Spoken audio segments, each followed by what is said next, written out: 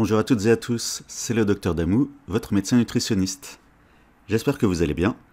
Alors aujourd'hui, une vidéo à propos de la raclette. Comment gérer la raclette? Bon, l'an prochain, je la ferai un peu plus tôt, parce que là, on est fin février. Alors pourquoi je la fais aujourd'hui? C'est parce que j'étais sur Facebook, et il y a une diététicienne qui a relayé un article sur la raclette. Donc Valérie Sambalot, je connaissais pas. Et elle a relayé un article de Maigrir 2000. Maigrir 2000, je connaissais pas non plus. Apparemment, c'est un réseau de diététiciennes. Alors j'ai regardé rapidement leur méthode, c'est pas très original. Donc je vous passe les détails. Et Maigrir 2000, il devrait changer de nom. Hein. Mettre 2000 à la fin d'une marque, c'est un peu ringard, non? Donc, article de Maigrir 2000. Raclette en folie. Beaucoup l'appréhendent pendant que d'autres en redemandent. La saison est officiellement ouverte. Le temps froid et humide de l'automne-hiver laisse souvent place à des plats incontournables, mais plus riches, comme la raclette, tartiflette ou même les fondus. Quelques astuces pour vous aider à mieux gérer ce type de repas, et plus particulièrement la raclette, où l'apport énergétique peut vite monter. Donc la raclette, c'est marqué, définition type de la raclette, des pommes de terre, de la charcuterie, rosette, salami, jambon, bacon, viande des grisons, et du fromage et encore du fromage.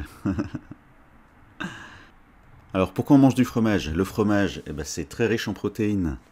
Dans le fromage, il y a des vitamines aussi. Il y a de la vitamine A, il y a de la vitamine B9. Dans le fromage, il y a du calcium. Dans le fromage, il y a 0 glucides. Alors vous allez me dire, oui, mais c'est gras. En fait, les lipides, le gras, les lipides, on en a besoin aussi. Pour nos cellules, on en a besoin pour certaines hormones.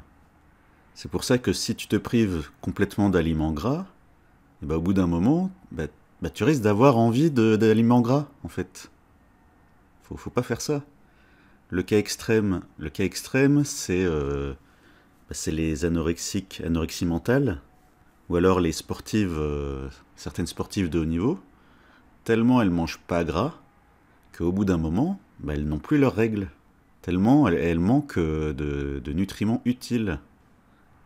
Alors les lipides, ça dépend du type de lipides, en fait. Donc le fromage, c'est plutôt des graisses saturées. Donc en chrononutrition, le fromage, c'est plutôt pour le matin, et ça peut être le midi, dans certains cas. Enfin, sauf exception, c'est pas une faute de mettre du fromage le midi, mais dans certains cas, c'est obligatoire, comme les enfants en croissance, femmes enceintes, femmes allaitantes. Là, il faut rajouter du fromage le midi en plus. Justement, ça leur permet de mieux gérer leur poids. Ça leur permet de mieux gérer leur surpoids, s'ils sont en surpoids. Donc déjà, l'article de Maigrir 2000, il commence mal. Parce que pour eux, riches, c'est pas une qualité. Si, en fait. Mais le matin ou le midi ou pour le brunch. Voilà, un bon gros brunch, ça passe. Ça passe tout seul. Alors en chrononutrition, attention à la quantité de pommes de terre. Voilà, les pommes de terre, ça apporte beaucoup de glucides. Donc attention à la quantité de pommes de terre. Donc c'est pour ça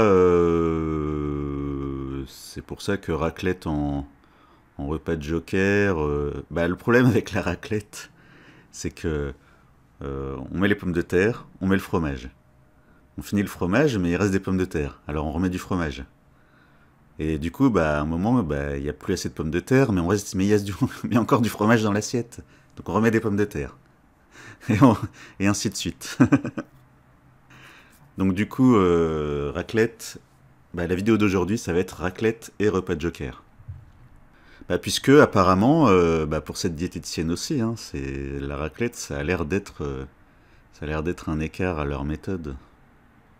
On continue l'article. La particularité de la raclette se trouve bien là.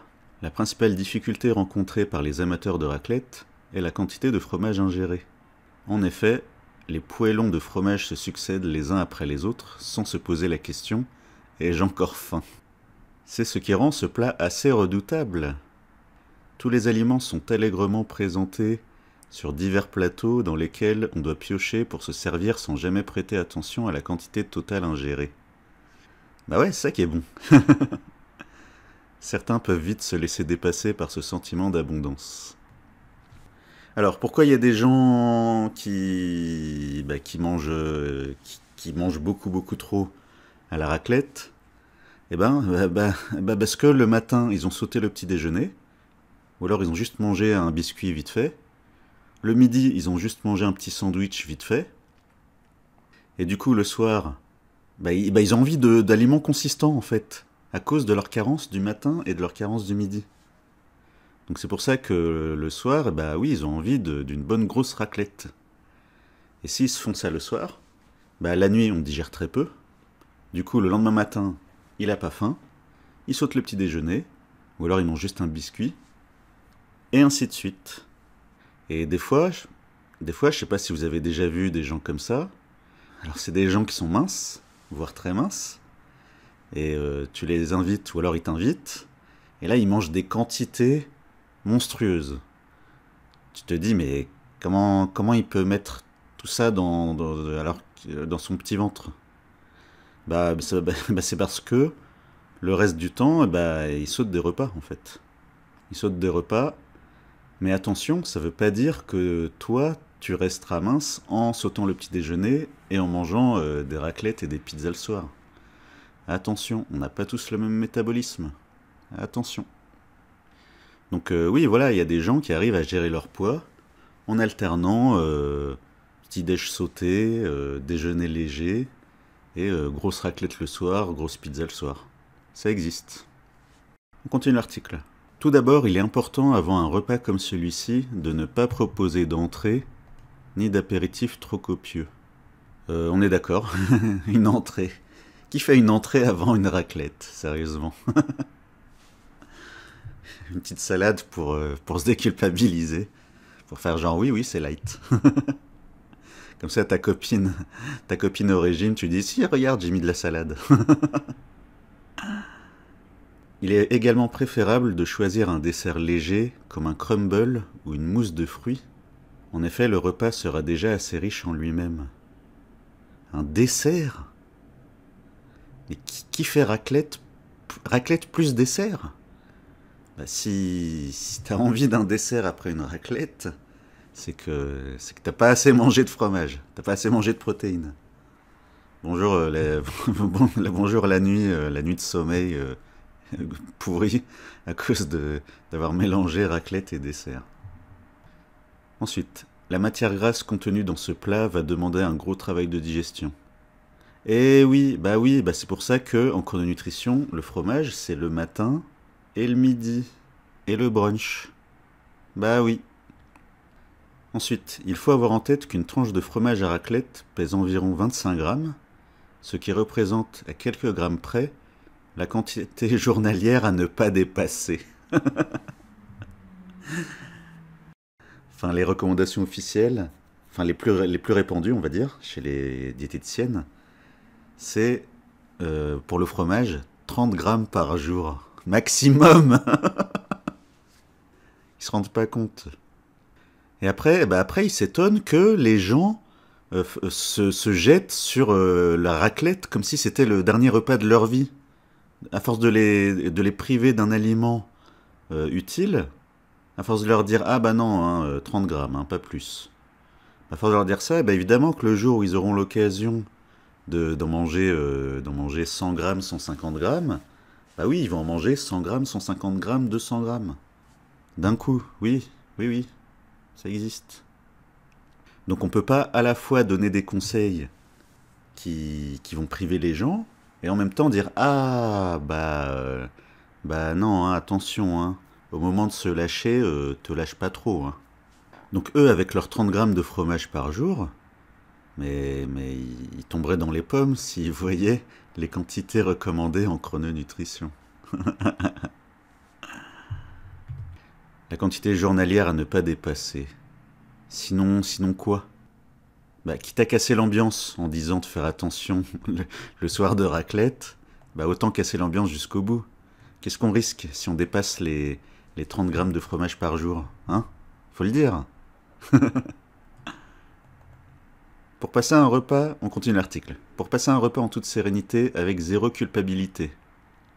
Alors, présenter dans son assiette les différentes composantes de son repas, part de fromage, charcuterie et pommes de terre pour permettre au cerveau d'enregistrer et de visualiser la quantité totale du repas. En picorant dans chaque plat, vous n'aurez pas, selon votre profil, satisfait le visuel dont a besoin votre cerveau pour avoir eu l'impression de manger. Bah, c'est ce que je disais tout à l'heure, justement. Bah, c'est ça, la raclette, c'est justement le fait de picorer à droite à gauche, d'en reprendre, hop, on reprend un truc, on reprend un autre. C'est ça qui est bon. Hop, passe-moi l'assiette de ceci, passe-moi l'assiette de cela. Oh là là. Vous imaginez, chacun se met tout dans l'assiette et après on dépasse pas. Bon, casse un peu l'ambiance. Deuxième conseil. Couper les portions de fromage en deux pour donner une impression de quantité. Bon, je sais pas si ça marche. Ne pas recharger en automatique son poêlon, finir son assiette et se poser la bonne question: ai-je encore assez faim pour me resservir? Donc là c'est toujours dans le cadre du repas de Joker. Bah là je suis d'accord. Là je suis d'accord parce que des fois il y a l'assiette de trop. On remplit son assiette mais on la finit pas. Non, moi j'aime pas le gaspillage. Si t'es chez des amis, enfin que ce soit chez toi ou chez des amis, enfin t'es adulte, t'es censé savoir ce que tu arriveras à manger ou pas. Donc là je suis d'accord avec elle. Au bout d'un moment, quand tu sens que ton ventre commence à être bien plein, finis d'abord ton assiette. Et après, tu verras si tu te resserres ou pas. Là, je suis d'accord. Introduire des légumes. Et oui, pourquoi doit-on privilégier les pommes de terre? Ah, comment bien casser l'ambiance. Les carottes, les choux-fleurs, champignons se marient très bien au fromage. Alors, une fois j'ai essayé... Non, deux fois. Deux fois j'ai essayé champignons, j'ai pas aimé. Non, bah après, il faut voir les quantités en fonction de tes amis. Est-ce que tes amis vont en manger aussi? Est-ce que vous allez finir les carottes et les choux-fleurs? Ou bien est-ce que ça va moisir au frigo? Parce qu'il y en aura trop. C'est ça la question. Et puis c'est repas de Joker, donc si tu veux pas de légumes, prends pas de légumes. Il t'arrivera rien de grave si tu prends pas de légumes au repas de Joker. Concernant le choix, on continue l'article. Concernant le choix des protéines, il est préférable de privilégier les charcuteries maigres comme le jambon, la viande des grisons ou le bacon. Néanmoins, attention, ces produits sont très riches en sel. Ouais, histoire de pas trop alourdir le repas. Ouais, charcuterie maigre, ok. Attention au sel. Alors attention au sel, si vous faites de l'hypertension, des fois il y a des patients, ils ont un médicament, deux médicaments, trois médicaments contre l'hypertension. C'est pas le moment de manger beaucoup de sel. Hein. Même au repas de Joker, hein, attention. Attention à votre tension. Et le pire c'est pour les gens cardiaques. Enfin cardiaques, hein, vraiment cardiaques, c'est-à-dire leur cœur est trop faible pour bien pomper le sang. Bah eux, s'ils font un repas très salé, bah, ça risque de les envoyer à l'hôpital le soir même, en fait. Alors l'exemple qu'avait donné le cardiologue à la fac, c'était la demi-douzaine d'huîtres. Ça, c'est tellement salé que quelqu'un de cardiaque... Attention, hein, j'ai dit cardiaque. Cardiaque, c'est-à-dire son cœur qui pompe pas assez. Hein. Attention, hein, je parle pas de toutes les pathologies cardiaques. Attention. Trop riche en sel, ça peut être mauvais pour les femmes qui ont tendance à faire de la rétention d'eau, des œdèmes, beaucoup de cellulite. Et du coup, elles, si elles font un gros repas salé, très salé, et ben des fois elles mettent, elles ont les jambes lourdes pendant un jour ou deux. Alors ça peut être les jambes, ça peut être les doigts qui prennent du volume, et la bague devient trop serrée. Et ben ça peut être à cause du repas trop riche en sel de la veille. Ou d'il y a 2 jours même. Des fois, elles peuvent mettre un jour ou deux à éliminer tout ce sel. Donc du coup, le conseil qui manque, puisqu'elle parle du sel, là, elle aurait pu dire attention, ces produits sont très riches en sel. Donc en boisson, prenez des eaux qui sont pauvres en sel. Voilà, ça aurait été bien de dire ça. Ensuite, on continue l'article. L'alcool n'est pas conseillé, qu'il soit consommé avant, pendant ou après, il fera grimper l'apport énergétique du repas. C'est également un toxique pour l'organisme. Alors l'alcool, c'est surtout que ça va ralentir la digestion. Du coup, si tu vas te coucher après une raclette et du vin, si tu vas te coucher tout de suite après, parce que c'est toi qui invites, si t'as même pas le temps du trajet pour digérer un peu, tu risques de mal dormir. Une fois de plus, on continue l'article. Une fois de plus, aucune restriction, seulement du plaisir. Ah, pourtant elle vient de dire, l'alcool n'est pas conseillé. C'est également un toxique pour l'organisme. Et après elle dit aucune restriction, seulement du plaisir. Si, il y a une restriction. À partir du moment où elle dit attention, l'alcool c'est toxique, même pour un écart, et c'est une restriction. Sinon on va où là? Je veux dire, le jour du mariage, elle va faire un article. Elle va faire un article pour dire mariage en folie, beaucoup l'appréhendent, pendant que d'autres en redemandent. alors je parlais du repas de mariage. Hein. Je parlais pas du fait de se marier. Non, sérieusement. Elle va dire, la saison des mariages est ouverte. Elle va dire, le champagne il n'est pas conseillé. C'est également un toxique pour l'organisme. C'est ça qu'elle veut mettre dans la tête des gens. Pour les repas de Joker, hein, vraiment. Là, vraiment, je parle des repas de Joker. Donc non, à partir du moment où elle donne des conseils comme ça, si, il y a des restrictions. Seulement du plaisir. Avec des légumes. Avec des légumes à la raclette. Sérieusement. De l'écoute pour respecter son corps et sa santé. Le secret, un peu de tout un petit peu. La devise de la méthode Maigrir 2000. Ouais, donc leur méthode, elle est aussi ringarde que leur nom. Un peu de tout un petit peu. Non, faut manger de ce qui est utile. Ce qui est utile pour ton organisme, ce qui est utile pour ton corps. Mange-en un maximum, mais le matin et le midi, en fait. Donc voilà, donc j'espère qu'ils seront contents de cette pub gratuite. Donc voilà pour aujourd'hui. Si vous êtes allé jusqu'au bout, pensez à mettre un like et pensez à vous abonner, ça fait plaisir.